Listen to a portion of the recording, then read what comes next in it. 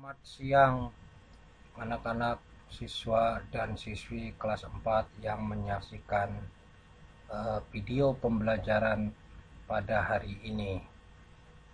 Kita akan memasuki materi kedua, yaitu tentang iman kepada Allah Subhanahu wa Ta'ala dan Rasul-Nya.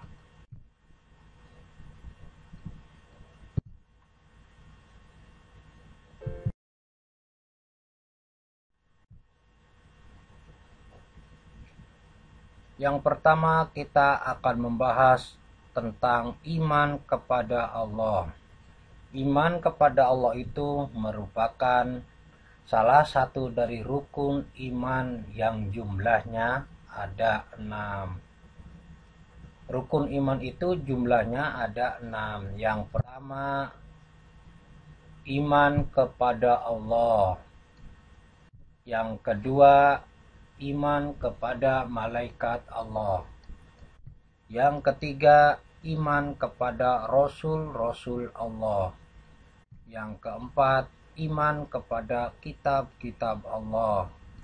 Yang kelima, iman kepada hari akhir.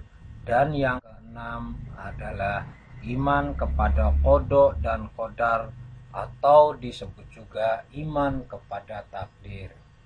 Jadi iman kepada Allah merupakan salah satu dari rukun iman yang berjumlah 6.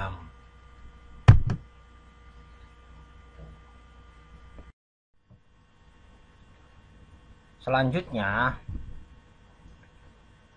kita masuk ke materi beriman kepada Allah Subhanahu wa Ta'ala. Apa sih artinya iman itu? Menurut bahasa, iman artinya percaya. Jadi, menurut bahasa, iman itu artinya percaya. Secara lengkap, iman kepada Allah Subhanahu wa Ta'ala artinya percaya kepada Allah Subhanahu wa Ta'ala dengan sepenuh hati bahwa Allah adalah Tuhan semesta alam dan penguasa seluruh makhluk hidup.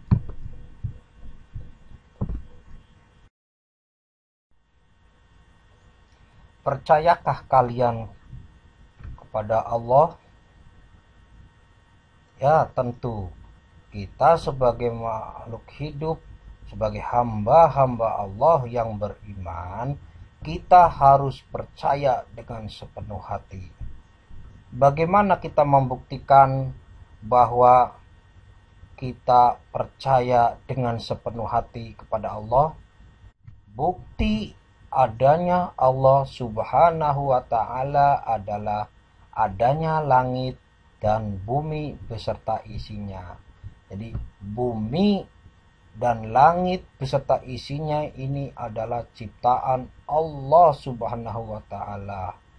Semua yang ada di bumi, di langit, semuanya tunduk kepada Allah Subhanahu wa Ta'ala. Sebagai contoh lain, meja yang ada di sekolahan itu merupakan pasti ada penciptanya, yaitu tukang kayu. Tukang kayu juga ada penciptanya, yaitu Allah.